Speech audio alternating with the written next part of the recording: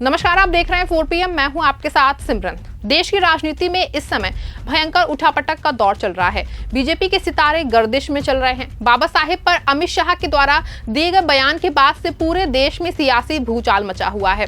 विपक्ष और आम जनता से बीजेपी के खिलाफ मोर्चा खोल दिया है।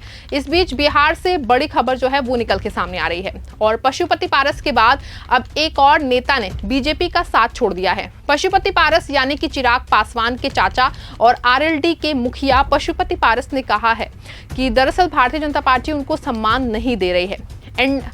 एनडीएम में उनको उचित सम्मान नहीं दे रही है। इस वजह से वो अब बिहार की सभी 243 सीटों पे अकेले चुनाव लड़ेगी, जिसके बाद उन्होंने बीजेपी का साथ छोड़ दिया है और बीजेपी से अलग हो गए हैं।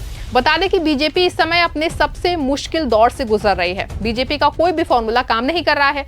उसकी तोड़ो राजनीति अब काम नहीं आ रही है। बता दें कि भारतीय जनता पार्टी पहले अपने 7 राज्यों की पार्टियों को शामिल करती है और धीरे धीरे वहां अपनी पैठ बनाती है, जिसके बाद अपनी सहयोगी पार्टियों के विधायकों को अपने खेमे में मिलाती है, जिसके बाद उस पार्टी को खत्म करके प्लान करती है खत्म करने का।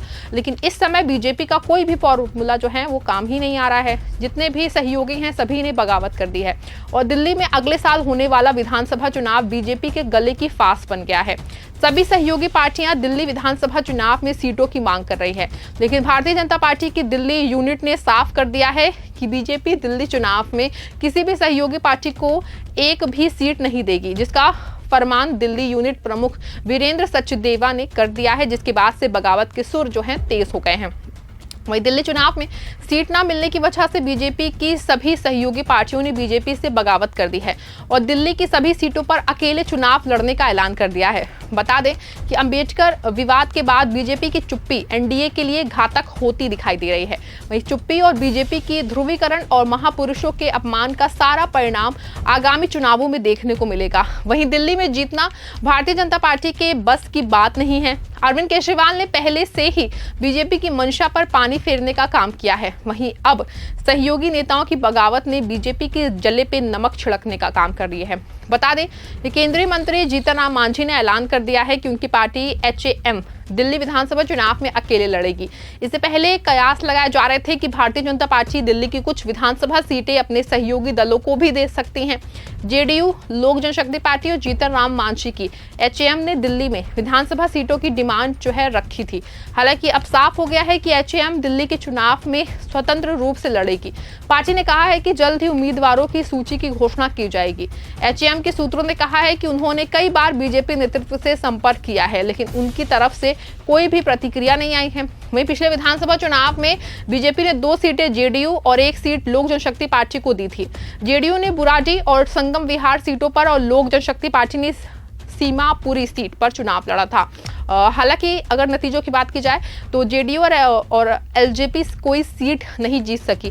जेडीयू को 84,000 वोट यानी कि 0.91% और एलजेपी को करीब 33,000 वोट यानी कि 0.35% वोट ही मिल सके थे। बता दें कि दिल्ली में 25 दिसंबर को हुई एनडीए की मीटिंग में दिल्ली विधानसभा चुनाव की रणनीति पर भी चर्चा हुई। इस दौरान हरियाणा और महाराष्ट्र की जीत के लिए बधाई भी दी गई। झारखंड का भी जिक्र हुआ, जहां एनडीए के घटक दलों ने मिलकर के चुनाव लड़ा था। बीजेपी ने सहयोगी दलों के बड़े नेताओं को दिल्ली विधानसभा चुनाव में प्रचार के लिए आमंत्रित किया गया है। वहीं अब तक खबर थी कि बिहार के मुख्यमंत्री नीतीश कुमार, आंध्र प्रदेश के सीएम चंद्रबाबू नायडू, महाराष्ट्र के डिप्टी सीएम एकनाथ शिंदे, केंद्रीय मंत्री जीतन राम मांझी और चिराग पासवान दिल्ली में एनडीए के लिए प्रचार कर सकते हैं। लेकिन अब जीतन राम मांझी ने खुद को अलग कर दिया है। दरअसल दिल्ली में बड़ी तादाद में जो है पूर्वांचली वोटर्स हैं। एनडीए इन्हें अपने पाले में लाना चाहती है। इसकी उम्मीद बिहार के नेताओं पर होगी। बिहार, पूर्वी उत्तर प्रदेश और झारखंड मूल के करीब 25% मतदाता दिल्ली में रहते हैं। इनका करीब 20 सीटों पे दबदबा है।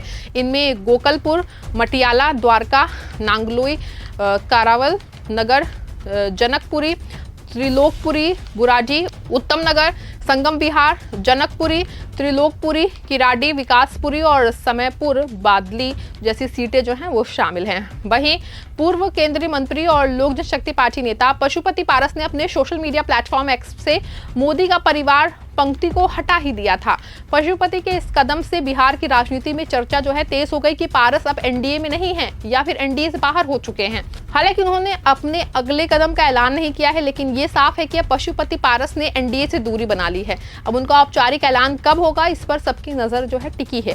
वैसे पशुपति पारस ने ये कदम तब उठाया जब एनडीए के घटक दलों की सोमवार को मीटिंग हुई है। बता दें कि राजधानी के प्रदेश जदयू कार्यालय में एनडीए के सभी घटक दलों के प्रदेश अध्यक्षों की मीटिंग हुई थी।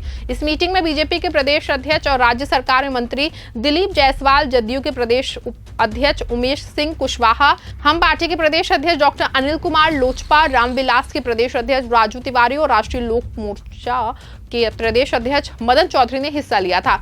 इस मीटिंग में लोजपा पशुपति को बुलावा नहीं गया था। जानकारी के मुताबिक पशुपति पारस को इस मीटिंग में बुलाए जाने को लेकर उम्मीद थी। वहीं इस साल हुए लोकसभा चुनाव के ठीक पहले जब पशुपति पारस की अपने भतीजे और वर्तमान केंद्रीय मंत्री चिराग पासवान से राजनीतिक अदावत चल रही थी, तब से बिहार की राजनीति में ये उपेक्षित चल रहे थे। हालांकि पशुपति पारस ने अपनी तरफ से एनडीए में वापसी को लेकर के पुरजोर कोशिश की थी। पशुपति पारस ने बीजेपी के राष्ट्रीय अध्यक्ष जेपी नड्डा, गृह मंत्री अमित शाह से मुलाकात की थी। और पशुपति पारस को पहला झटका तब लगा जब उनके द्वारा की जा रही लगातार मांग के बाद भी लोकसभा चुनाव में ना तो उनको विधिवत एनडीए में शामिल माना गया और ना ही उनकी पार्टी को लोकसभा की कोई सीट दी गई। आपको बता दें कि बिहार में हाल ही में संपन्न हुए विधानसभा की 4 सीटों पर उपचुनाव के पहले पशुपति पारस ने तरारी सीट पर चुनाव लड़ने को लेकर भी अपनी मंशा को खुले तौर पर जाहिर किया था। हालांकि उनकी ये मांग भी पूरी नहीं हो पाई थी। बता दें कि एनडीए के साथ अपने रिश्तों में उठापटक को लेकर के पशुपति पारस ने इसी माह में संदेश देने की कोशिश की थी। इसी माह 19 और 20 नवंबर को जब पशुपति पारस ने राजधानी में अपने आवास पर पार्टी की जिला से लेकर राज्य स्तर के नेताओं की मीटिंग बुलाई थी, तब उन्होंने अपने कार्यकर्ताओं के से राय भी ली थी। हालांकि बाद में ये भी जानकारी दी गई कि आगामी 28 नवंबर को अपने पैतृक निवास खगड़िया के शहर बन्नी में आयोजित कार्यक्रम के बाद वो अपने आगे की रणनीति तय करेंगे। एनडीए की मीटिंग में नहीं बुलावे जाने के बाद हाल ही के दिनों में कुछ ऐसी भी राजनीतिक घटनाएं घटी जो उनके लिए अनुकूल नहीं थी। लंबे अरसे तक चली अदावत के बाद पशुपति पारस के पटना स्थित दफ्तर को खाली करना पड़ा था। इस ऑफिस को अब चिराग पासवान की पार्टी के प्रदेश कार्यालय के लिए क्रमांकित कर दिया गया है। इसके अलावा चंद रोज पहले ही चिराग पासवान ने ये बयान दिया कि पशुपति पारस एनडीए में थे ही कब। उन्होंने यहाँ तक कह दिया कि उनकी अपनी पार्टी है तो फैसला उनको लेना है। वो लोकसभा चुनाव में भी नहीं थे, विधानसभा चुनाव में भी कोई उनको गिनती में नहीं रखा गया है। अलग वो होता है जो किसी चीज का हिस्सा होता है। अब देखना होगा कि बीजेपी इन मुसीबतों का सामना कैसे करती है। इस खबर बस इतना ही। आप देखते रहें 4 PM। धन्यवाद।